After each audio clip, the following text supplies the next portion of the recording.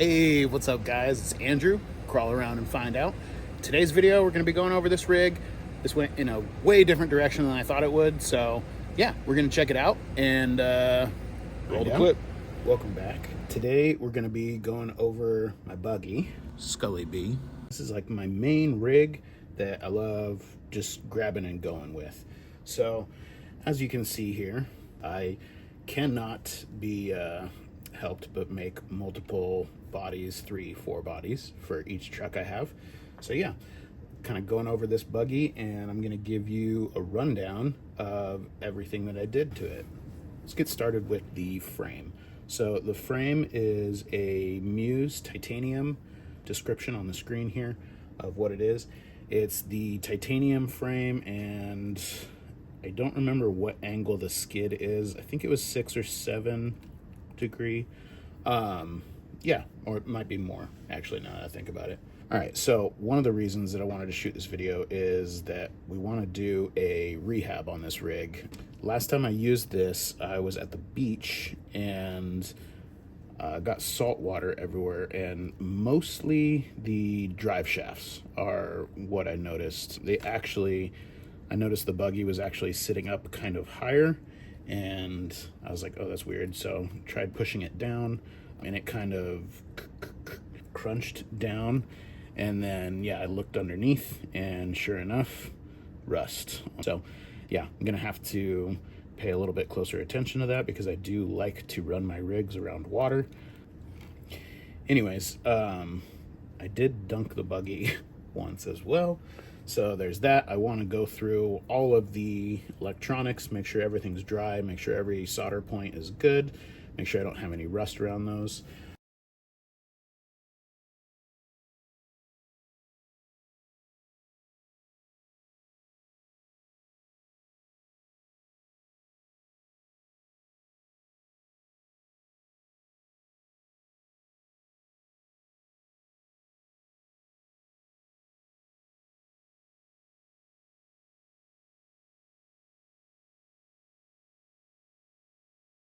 All right, so here you can see the finished buggy now that I've rebuilt it. Let's start with what I did. So when I tore the buggy apart, I found that there was actually some little rust and sand bits pretty much everywhere. So here I'll post some pictures of the axles, especially the inner CVs, a lot of loose surface rust on them. So luckily the drive shafts I was able to save and bolt these back up. So I did have to modify the front drive shaft a little bit here, and I did a different input there. So the older input I had came farther down, and it would scrape the motor. Let's see if you can see it right there. Just had some slight tick tick tick noise, only at full bump, so I did go ahead and switch that out, so now I don't have that issue.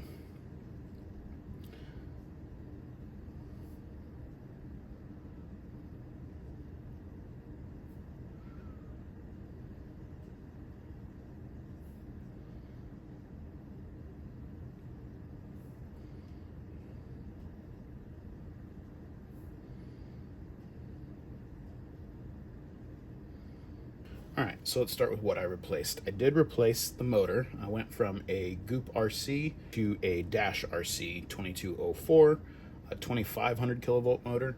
The Goup RC was a 2400 kilovolt motor.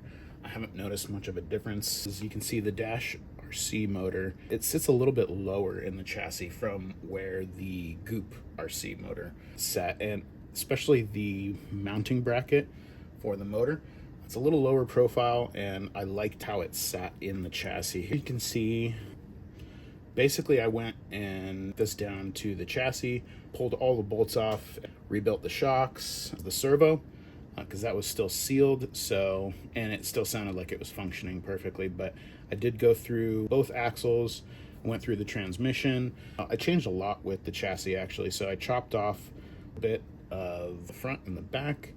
I used the same rear links, and I made new front links for this. So it actually ended up extending the wheelbase a little bit more.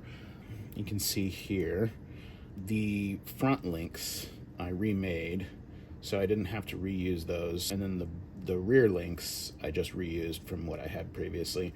I kept getting an issue here where the links, the rod ends would pop off, and it was these same, I believe they were Pothius off Amazon, just like some, not no-name links, but some budget links. And I haven't loved these rod ends, so I switched to the Modrax rod ends, and I still need to shave down just a little bit, but I do like that they're generally lower profile, and yeah, they match the tube size that I used for this, so really been liking that. So front links were remade, and I made them about 2 millimeters longer, making sure to keep the axle angle how it's clocked right where it needs to be. All right, now the body, obviously I did do some modifications to this. So I chopped the top of the cage off, and then with styrene I went in and added a new roof line. Hopefully you can get a good view of that. So I added a new roof line, and then I added some supports. I just super glue everything like crazy, and then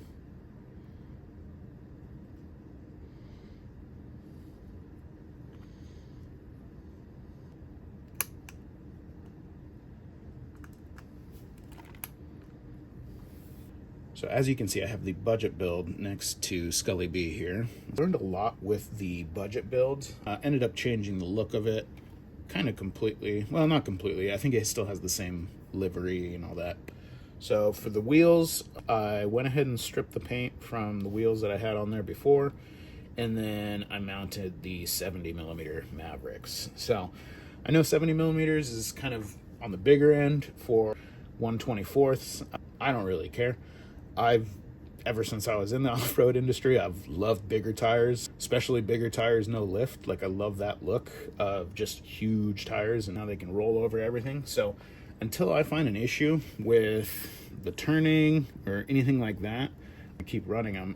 So far, I don't have any rubbing in the chassis at full lock. So you can see here, it does rub the shock just a little bit due to the tire trim. I haven't had any issues with them catching on the shocks.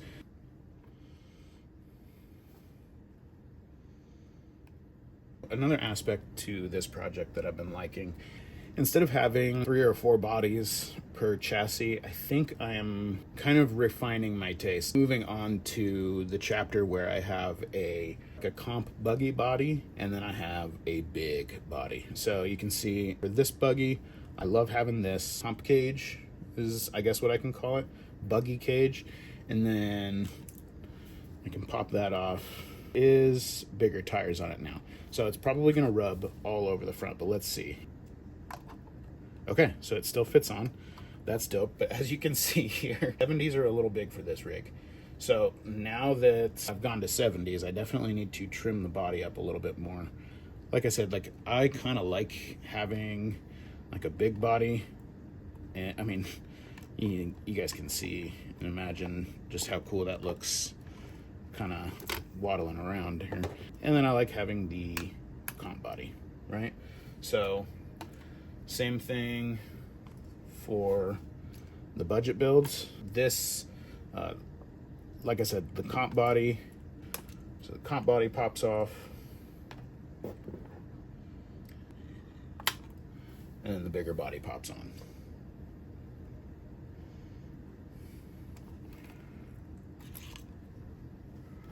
So that's been my jam.